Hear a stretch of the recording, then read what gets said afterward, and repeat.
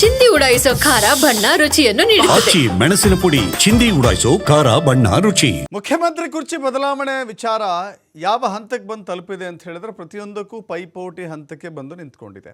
KMF ಅಧ್ಯಕ್ಷ ಸ್ಥಾನಕ್ಕೆ DK. Shivakumar versus Siddaramaiah ಬಣ ಫೈಟ್ ಶುರುವಾಗಿದೆ. ಈಗ ಹೌದು, ಡಿ.ಕೆ. ಸುರೇಶ್ ವಿರುದ್ಧ ಸ್ಪರ್ಧೆಗೆ ಮುಂದಾಗ್ತಾ ಇದ್ದಾರೆ ಭೀಮಾ ನಾಯಕ್ ಸಿದ್ದರಾಮಯ್ಯ ಬಣದಲ್ಲೇ ಗುರುತಿಸಿಕೊಂಡಿದ್ದಾರೆ. ಕೆಎಂಎಫ್ ಅಧ್ಯಕ್ಷ ಸ್ಥಾನಕ್ಕೆ ಡಿ.ಕೆ. ಸುರೇಶ್ ಸ್ಪರ್ಧೆ ಬಹುತೇಕ ಖಚಿತವಾಗಿದೆ. ಇತ್ತ ಮತ್ತೊಮ್ಮೆ ಕೆಎಂಎಫ್ ಅಧ್ಯಕ್ಷ ಗಾದಿ ಮೇಲೆ ಭೀಮಾ ನಾಯಕ್ ಕಣ್ಣಿಟ್ಟಿದ್ದಾರೆ. ಹೇಳಿ ಕೇಳಿ ಸಿಎಂ ಸಿದ್ದರಾಮಯ್ಯ ಅವರ ಆಪ್ತ ಭೀಮಾ ನಾಯಕ್ ಬಳ್ಳಾರಿ ಹಾಲು ಒಕ್ಕೂಟದಿಂದ ನಾನೇ ಡೆಲಿಗೇಟ್ ಅಂತ ಹೇಳಿದ್ದಾರೆ. ಮಾಜಿ ಸಂಸದ ಡಿ.ಕೆ.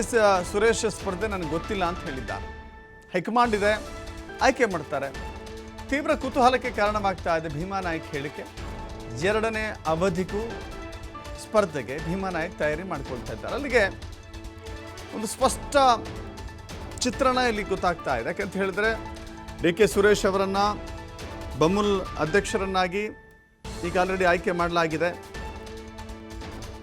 ಬಮೂಲ್ ಅಧ್ಯಕ್ಷರಾಗಿ ಆಯ್ಕೆ ಆದ ನಂತರದಲ್ಲಿ ಕೆಎಂಎಫ್ ಸ್ಥಾನದ ಅಧ್ಯಕ್ಷ ಸ್ಥಾನಕ್ಕೆ ಡಿ.ಕೆ. ಸುರೇಶ್ ಬಂದು ಕೂರ್ತಾರೆ ಅನ್ನೋದು ಬಹುತೇಕ ಎಲ್ಲರಿಗೂ ಗೊತ್ತಿರುವಂಥ ವಿಚಾರ. ಆದರೆ ಭೀಮಾ ನಾಯಕ್ ಮತ್ತೊಮ್ಮೆ ನಾನು ಕೂಡ ಅಧ್ಯಕ್ಷ ಆಗಬೇಕು ಅಂತ ಹೇಳ್ತಾ ಇದ್ದಾರಲ್ಲ, ಇಲ್ಲಿಯೂ ಕೂಡ ಈ ಬಣಗಳ ಫೈಟ್, ಬಣಗಳ ಬಡಿದಾಟದ ದೃಶ್ಯಕ್ಕೆ ಇದು ವೇದಿಕೆ ಆಗುತ್ತೆ ಅಂತ ಕಾಣಸಿಗ್ತಾ ಇದೆ.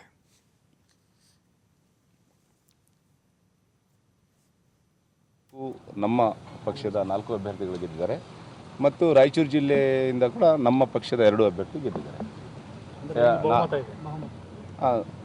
100ಕ್ಕೆ 100 ನಮಗೆ ಬಹುಮತ ಇದೆ. ಅವು ನಿರ್ದೇಶಕರು ತೀರ್ಮಾನ ಮಾಡ್ತಾರೆ. ಈಗೇನು ಹೊಸದಾಗಿ ಇವತ್ತೇನು 12 ಜನ ಆಯ್ಕೆಯಾಗಿದ್ದಾರೆ. 12 ಜನ ನಿರ್ದೇಶಕರು ತೀರ್ಮಾನ ಮಾಡ್ತಾರೆ. ಮತ್ತೆ ಭೀಮಾ ನಾಯಕ್ ಅವರು ಕೆಎಂಎಫ್ ಅಧ್ಯಕ್ಷರಾಗಲಿಕ್ಕೆ ತುದಿಗಾಲ ಮೇಲೆ ನಿಂತಿದ್ದಾರೆ. ಹೀಗಾಗಿ ಮತ್ತೊಂದು ಸಾರಿ ಇಲ್ಲಿ ರಾಬಕೋಬಿ ಅಧ್ಯಕ್ಷರಾಗಲಿಕ್ಕೆ ಬಯಸಿದ್ದಾರೆ ಅನ್ನುವಂಥದ್ದು. ನೋಡಿ, ಇಲ್ಲಿ ನಾನು ಬಳ್ಳಾರಿ, ರಾಯಚೂರು, ಕೊಪ್ಪಳ, ವಿಜಯನಗರ ಜಿಲ್ಲೆ ಹಾಲು ಒಕ್ಕೂಟದಿಂದ ಅಧ್ಯಕ್ಷ ಆಗಬೇಕು ಬೇಡ ಅನ್ನೋದು ಇವತ್ತೇನು 12 ಜನ ಆಯ್ಕೆಯಾಗಿದ್ದಾರೆ ನಮ್ಮ ಪಕ್ಷದಿಂದ, ಅವರು ತೀರ್ಮಾನ ಮಾಡ್ತಾರೆ. ಸೊ ನಾನು ಇಲ್ಲಿಂದ ಕೆಎಂಎಫ್ ಡೆಲಿಗೇಷನ್ಗೆ ಹೋಗೋ ಕೂಡ ಅವರೇ ನನಗೆ ಪ್ರತಿನಿಧಿಯಾಗಿ ಕಳಿಸ್ಕೊಡ್ಬೇಕು, ಅದನ್ನು ಅವರೇ ತೀರ್ಮಾನ ಮಾಡ್ತಾರೆ. ನಾನು ಕೆಎಂಎಫ್ ಡೆಲಿಗೇಷನ್ ಆದಮೇಲೆ ಕೆಎಂಎಫ್ ಅಧ್ಯಕ್ಷ ಮಾಡೋದು ಬಿಡೋದು ನಮ್ಮ ಹೈಕಮಾಂಡ್ ತೀರ್ಮಾನ ಮಾಡುತ್ತೆ. ನಮ್ಮ ರಾಜ್ಯದ ನಮ್ಮ ಜನಪ್ರಿಯ ಮುಖ್ಯಮಂತ್ರಿ ಸನ್ಮಾನ್ಯ ಸಿದ್ದರಾಮಯ್ಯ ಸಾಹೇಬರು ಮತ್ತು ಉಪಮುಖ್ಯಮಂತ್ರಿ ಡಿ.ಕೆ. ಶಿವಕುಮಾರ್ ಅವರು ಮತ್ತು ನಮ್ಮ ಸಹಕಾರ ಸಚಿವರಾದಂಥ ಹಿರಿಯರಾದಂಥ ರಾಜಣ್ಣವರು, ಪಶುಸಂಗೋಪನೆ ಸಚಿವರಾದಂಥ ವೆಂಕಟೇಶಣ್ಣವರು, ನಮ್ಮ ಎಲ್ಲ ಮಂತ್ರಿ ಮಂಡಳದ ಎಲ್ಲ ನನ್ನ ಹಿರಿಯ ಮಂತ್ರಿಗಳು ಮತ್ತು ಎಲ್ಲ ಸಚಿವರುಗಳು ಮತ್ತು ಎಲ್ಲ ಶಾಸಕ ಮಿತ್ರರು, ಅದು ನಮ್ಮ ಪಕ್ಷದಲ್ಲಿ ಹೈಕಮಾಂಡ್ ಇದೆ, ಹೈಕಮಾಂಡ್ ತೀರ್ಮಾನ ಮಾಡುತ್ತೆ. ನಾನು ಕೆಎಂಎಫ್ ಅದು ಈಗ ಡಿ.ಕೆ. ಸುರೇಶ್ ಅವರು ಅಭ್ಯರ್ಥಿ ಅಂತ ಹೇಳಿದ್ದನ್ನು ನಾನು ಗಮನಿಸಿಲ್ಲ, ನನ್ನ ಗಮನಕ್ಕಿಲ್ಲ ಅದು. ನಾನು ಕೆಎಂಎಫ್ನ ಡೆಲಿಗೇಟ್ ಆಗಿ ಇಲ್ಲಿಂದ ಹೋಗ್ತೀನಿ. ನಾನು ಕೆಎಂಎಫ್ನ ಅಧ್ಯಕ್ಷ ಸ್ಥಾನದ ಆಕಾಂಕ್ಷಿ. ನಾನು ಆಕಾಂಕ್ಷಿ ಅದನ್ನು ಹೈಕಮಾಂಡ್ ತೀರ್ಮಾನ ಮಾಡುತ್ತೆ. ಸನ್ಮಾನ್ಯ ಸಿದ್ದರಾಮಯ್ಯನವರು, ಈ ರಾಜ್ಯದ ಮುಖ್ಯಮಂತ್ರಿ ಆದಂಥ ಸನ್ಮಾನ್ಯ ಸಿದ್ದರಾಮಯ್ಯ ಸಾಹೇಬರು, ಡಿ.ಕೆ. ಶಿವಕುಮಾರ್ ಸಾಹೇಬರು ಮತ್ತು ರಾಜಣ್ಣ ಅವರು ಮತ್ತು ವೆಂಕಟೇಶಣ್ಣವರು ಮತ್ತು ಎಲ್ಲ ಸಚಿವರು ಮತ್ತು ವಿಶೇಷವಾಗಿ ನಮ್ಮ ಬಳ್ಳಾರಿ ಮತ್ತು ವಿಜಯನಗರ ಜಿಲ್ಲೆಯ ಜಿಲ್ಲಾ ಉಸ್ತುವಾರಿ ಸಚಿವರಾದಂಥ ಜಮೀರಣ್ಣ ಅವರು, ಇವರೆಲ್ಲರೂ ಸೇರಿ ತೀರ್ಮಾನ ಮಾಡ್ತಾರೆ. ಅವರು ಮತವನ್ನು ಹಾಕೋದ್ರ ಮೂಲಕ ಮತ್ತೊಮ್ಮೆ ಇನ್ನು 5 ವರ್ಷಗಳ ಕಾಲ ರೈತರ ಸೇವೆ ಮಾಡ್ತಕ್ಕಂಥ ಅವಕಾಶವನ್ನು ಕೊಟ್ಟಿದ್ದಾರೆ. ಪ್ರಾಮಾಣಿಕವಾಗಿ ರೈತರ ಸೇವೆಯನ್ನು ಮಾಡ್ತೀವಿ.